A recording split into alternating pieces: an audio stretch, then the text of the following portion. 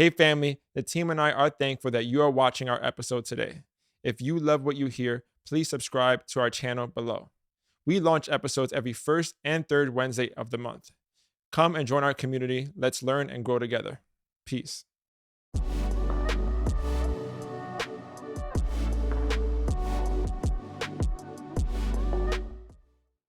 Wow, you're here. Hi. I have you. Yes. I have the most wonderful, most beautiful woman that I've ever laid eyes on. Wow, laid eyes on right in front of me. Thanks. Mariah, let everybody know who you are. I'm Mariah Rivera. 22 years old. I am a singer, a worship leader, an educator, a daughter, a sister, a girlfriend to this guy right here. Yeah, a friend. Just a cool human being, I think. Interesting. So let's start with the singer. How long have you been singing? For as long as I can remember.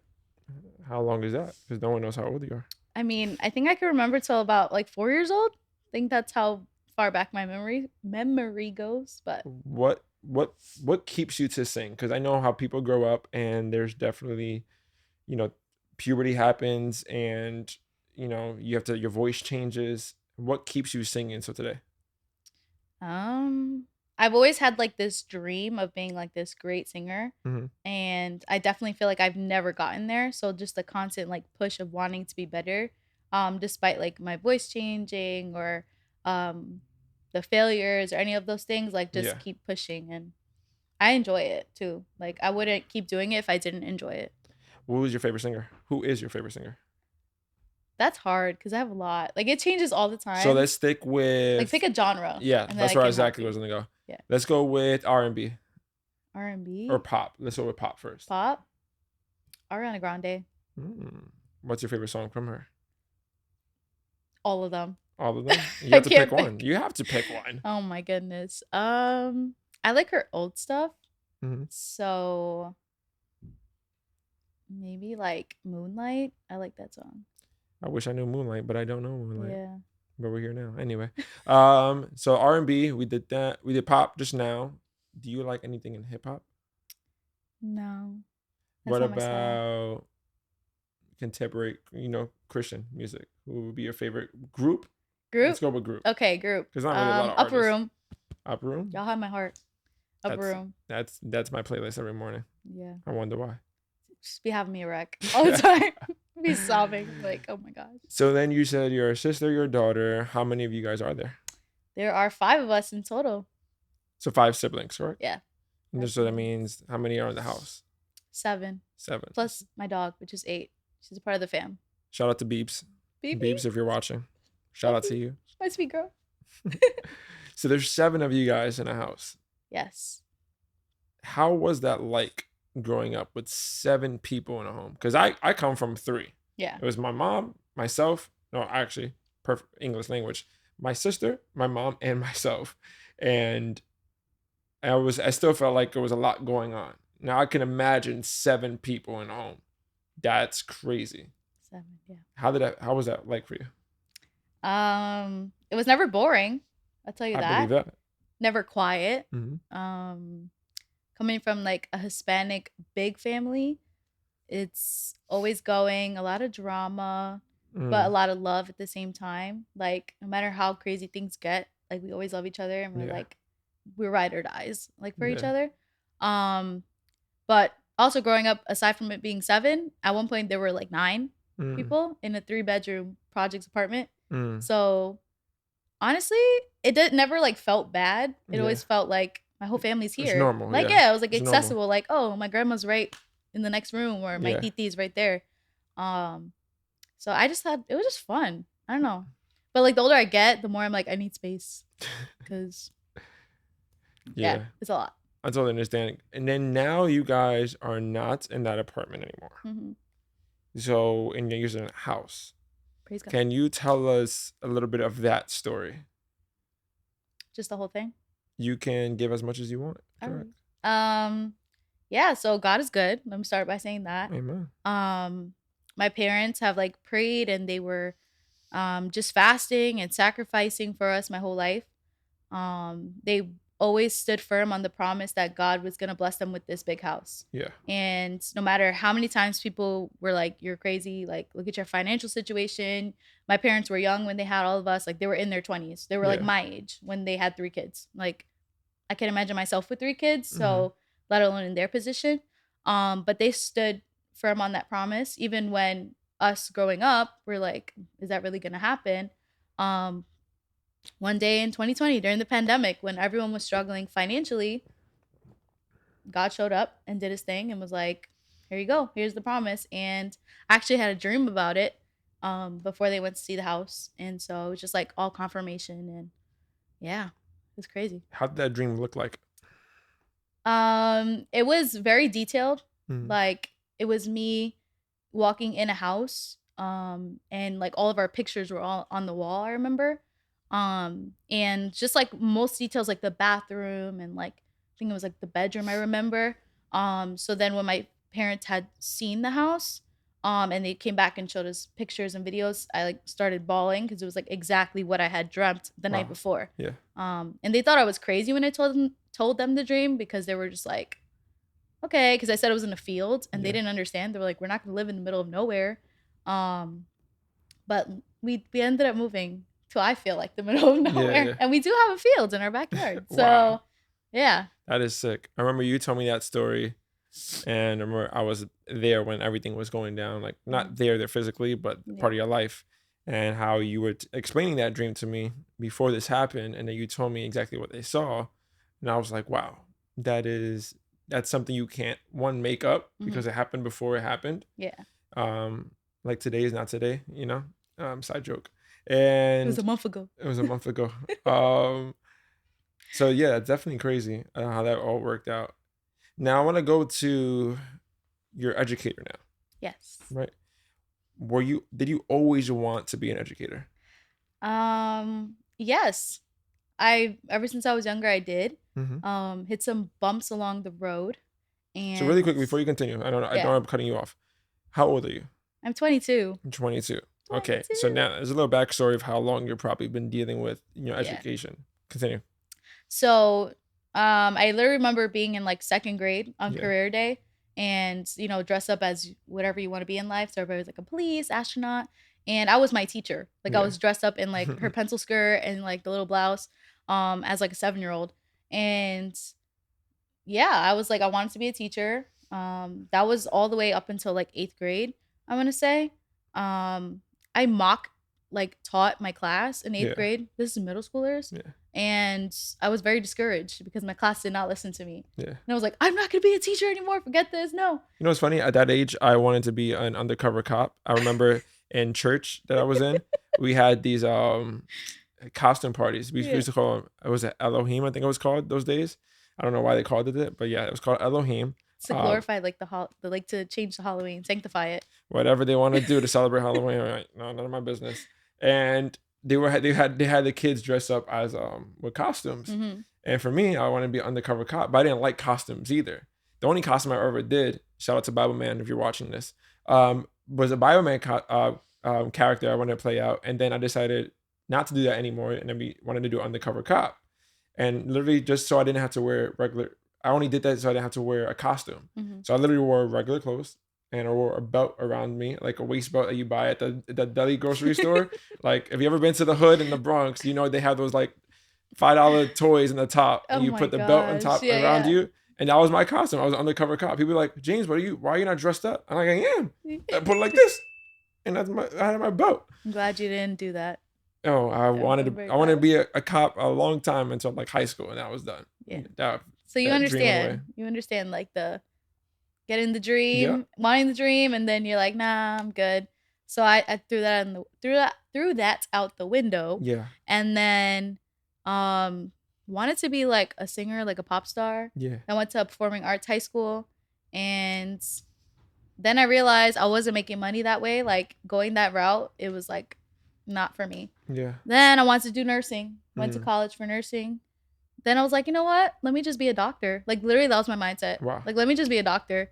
And so I did 3 years of my undergrad as pre-med, even through the pandemic and all that. And I was just like, I literally hate science. Like, why am I doing this?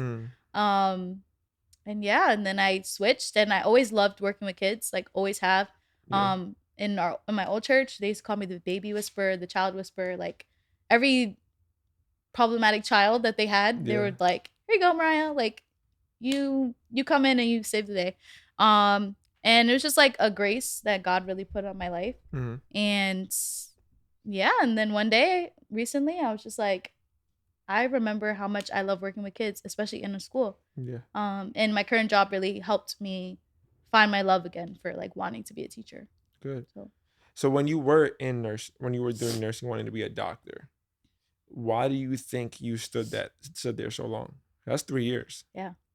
And then you found a reason you didn't like science. Mm-hmm. Because I think in those 3 years, I think there was a thoughts in your head that was like, I don't like this, but I'm still gonna do it. Mm-hmm. Why do you think that was the case for you? So I think like I definitely put pressure on myself. I do this a lot. Mm-hmm. Like I'm a person like I don't like to give up on things. Like if I say I'm gonna do something, I'm gonna do it, and I'm gonna do it to the T, no matter how hard it gets. Yeah. So I feel like if I give up on something and pull back from it, it's like Giving I up. gave up. Yeah, Yeah. like I gave up. And I think I knew it was hard going into. Like I wasn't super naive about that. Like I was just like, I know this is a hard path. Yeah. And studying, but I felt like I was smart. Like I'm like book smart, and I was like, I could do it. Mm-hmm. I could be good. But yeah, it was just like the idea of like not wanting to give up and like feeling like I was failing the people around me. Which really like I feel like it wasn't a thing. Like it was more like an internal pressure rather than like people placing those pressures on me. Because I see that now, like even in certain things I do now, Yeah. like I don't want to feel like I'm giving up, but in reality, it's just like I can't do it, and I need to like accept that it's too hard for me to do, and it's okay. That's good. But yeah.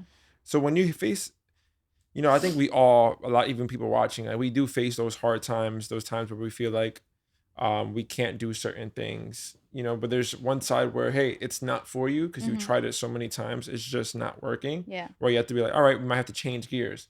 But there's another side too, like you were talking about, how just because it's hard doesn't mean you quit, and finding that balance, like, is this something I continue with, or is this something that I just need to push through and see how the end goal works? And we always find ourselves in that ground. When you're ever facing those issues where you don't know, or you're just facing hard times in general, how do you stay grounded into like continuing to push through? Because I think a lot of us give up sometimes, but how do you stay grounded into continuing to push through? For Mariah, That's a good question. I think the initial thought process is I can't give up on this, whether it's a person or a job or a career path. Like I'm just like, I said yes to this, so I can't give up. That's my first process. Then I'm like, do I want to be burnt out, or do I want to be successful and actually grounded in this? So I weigh those options out, and to stay really grounded, I just kind of, sorry, that wind is crazy right now. Yeah. It's like hurricane. So back to what I was saying. I forgot. Yeah, so staying grounded. Like I pray, bring it to God. Yeah. Because he speaks to me very clearly, the Holy Spirit, like where I should be, what I should be doing. And I know that if I'm ever lacking direction, it's because I'm not in tune with him, and I'm not really like makes sense, calling on him and asking him where he wants me to be. So I go to him first, because I'm just like, God, like you put me here, so do I need to stay here or do I need to leave? Because if he wants me to be there, like I'm gonna fight tooth and nail to be there and like do my best, and know that it's gonna be hard. Like nothing really is easy in this life. If you take the easy way, like it's not the most rewarding. Like the sacrifice is worth it, and like I think that's just been like my life so far. Like I know that the sacrifice is greater than what I'm dealing with right now. So really just like going to God, but then also knowing that the end product is better. Like it's like that scripture in James. There was like, consider it pure joy. Consider it pure joy when you face trials of many kinds, because you know that the testing of your faith produces perseverance, and perseverance produces character, and character, something like you ain't lacking. Like all that stuff. So that's my favorite scripture, because I'm always like feel like I'm facing something. Like whenever I'm like, okay, I passed this. boom, something else. That's life, right? So I'm like, okay, what am I gonna get out of this situation? Like, how am I gonna grow? Like, if I look back on this, like, what did I learn? Yeah. Or like, how did I grow in this situation? So I don't know if that answered your question. I think I did. Okay. I definitely am in the same agreement as far as we definitely, as a believer myself, we definitely have to give it a God at certain points. But like, what direction do I go to? Mm-hmm. I feel like as human beings, believer or not believer, we just have to choose. We have to make a choice. You know, if we're going this way or that way. A lot of times we get stuck in trying to figure out. Like we get stuck in the thought of what do I do. Like we stay so long in the thought that we don't do the action. We send, oh, I have to figure this out. I have to go either A, I got to go B. But then we're like, one thing we know, like there for like 2 or 3 weeks, a month, 2 months, 3 months, like trying to figure out what do I do, what do I do, what do I do. But sometimes we have to make that choice. And not just as through God telling us, hey, you have to go one way or the other. Like he's telling you which way to go, or that's you making that decision yourself and saying, hey, I can't continue to just think of what I want to do. I have to take action. And learning from it too. A lot of the times we feel like we're gonna make a mistake if we go the one direction. What's wrong with making a mistake? How do we think we're going to get better if we don't make any mistakes? Yeah. It took me a long time to learn that. Yeah. So I definitely was like afraid of that, like failing. Like growing up, I was like, I need to be perfect. Like I need to do this, this, and this. Especially being like the oldest. Yeah. Like oldest daughter. Like it's like this like unspoken, because I'm not gonna say it like it was actually put on me, but like it's unspoken like pressure. Like you gotta have everything together. Like you take care of your siblings, like being that strong person. So it was like when I failed, I was like, oh my gosh, like terrified of it. Yeah. But the older I got, I'm like, it's gonna happen one way or the other. So I'm either gonna accept it or I'm gonna try to run away from it. True. And it's gonna hurt me in the long run. True. So I like that. Why do you think sometimes, this is my opinion, this is a question I just want to get your opinion from. Why do you think people, not you, but why do you think people tend to get stuck on that process of trying to make a mistake, like scared to make a mistake, like thinking all the time, oh, what if I do this? I'm gonna make that mistake. What if I do this and make a mistake? Why do you think people are afraid of making a mistake? People pleasing, letting people down. I think it has more to do with other people than yourself, because we're like a people who just like always want like connection and relationship. Like that's just like our human nature. So I really don't think it has to do with something like I don't want to fail, but it's more like how will people see me if I fail, or like will they reject me? Will they, I think it's like a people pleasing like sort of thing. That was me. I don't know. Yeah. So you've had those moments where you felt like you had to people please? Oh yeah, for sure. That was like one of my biggest flaws. I'm still working on it now. Is there anyone specifically that you want to share? Like, not names. Maybe like people you grew up with, felt like you had to please them growing up. Like this is the person that's looking or gonna judge me the worst if I don't do A, B, and C. Oh, like I think it's just the people like that are closest to me, like my family. So definitely like my parents. Not so much my siblings. I don't think you're the only one that does that. I think a lot of people want to please their parents. Yeah, I think we all do. Because those are your parents. Like those are the first people in your life who are like showing you the ranks. You, like it's the people I love, like that. I'm like I don't want to let those people down. I don't want to like, So. Makes sense. So I know we definitely went to. You said you're a singer. You're in a family of 7. You're an educator now. There was a lot of things you wanted to do growing up. If there was one thing that you can do, that money was not an object, and you could do it for the rest of your life, and you had the same income to, sustain your day to day, what would that be? Anything I wanted to do. All the money in the world. Money, no object. Money is not an object. Yeah. Stay home. No, I'm just kidding. I wouldn't mind. I would like to stay home. Be a stay-home mom. Kidding. I'm just kidding. I have goals. I would do music, like either worship or like singing or like writing music, making music.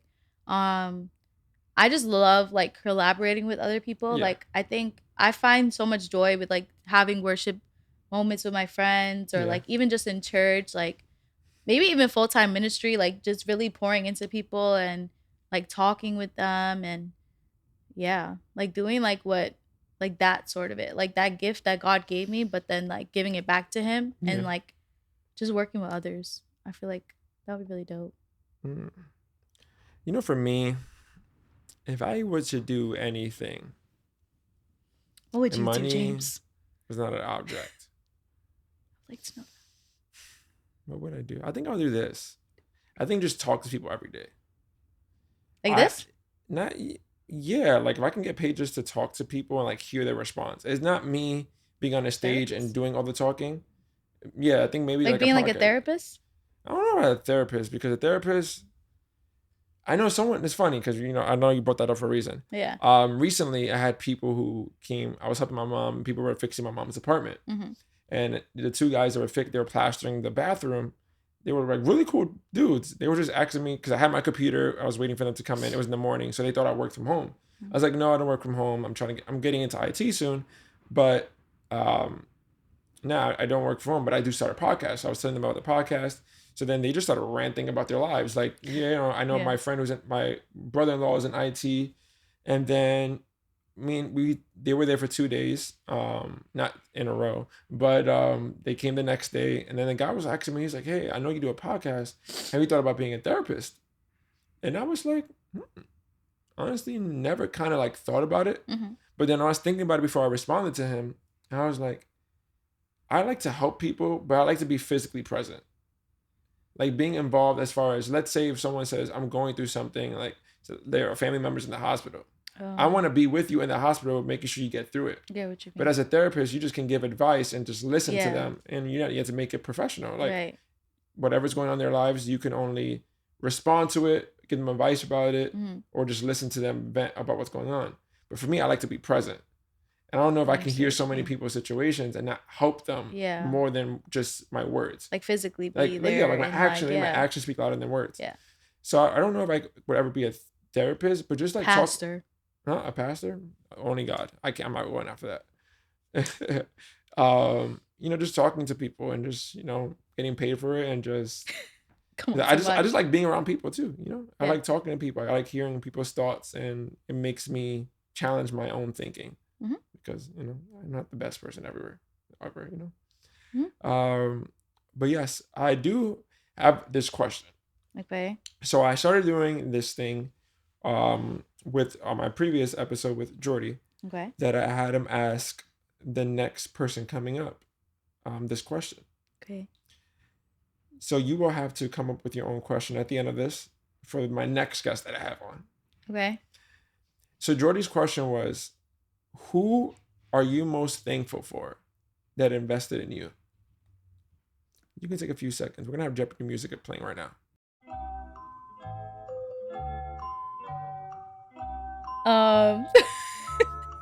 It's okay. Jeopardy music is playing. Oh my Don't God, worry, that's hard. Like so many people like stop, I'm gonna get distracted. It's like ADHD. I feel like so many people have invested in me that it's like really hard to like pinpoint one person. I like when people say that. I have so many options. Don't know who to pick. Just pick one. You have many options. It's not But saying like it's the best. I want to pick the person Let's I'm change it most then. thankful for. Let's change it then. Who are you thankful for that invested in you? Not most.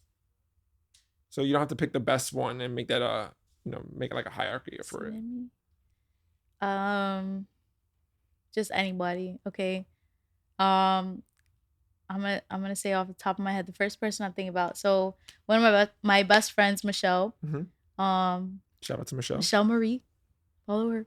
I'm thankful for her that she invested in me, because so I met her like back in 2019. I want to say 2020. And like coming from my old church and then like going to her, like I ended up going to her church, and that's my home church now. But like she really took the time to like get to know me, one, right, as like a friend, but then also like on like a leader, like music, like worship leader sort of like level. and like has really pushed me like so much, like more than anyone's ever pushed me when it comes to like my worship and my singing.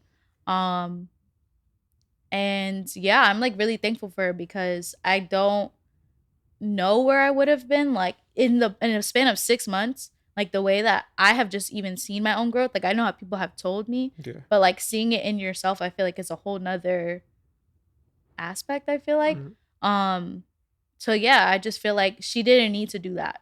Yeah. But like she could have just been my friend. Yeah. But like she really went another step and was like, no, I see like your gift. Like she saw the potential, but then didn't just say, oh, I see your potential. It was like, I'm gonna act on it now. Like let's grow, let's work on it. Like I'm gonna push you. Oh, you don't want to sing that high?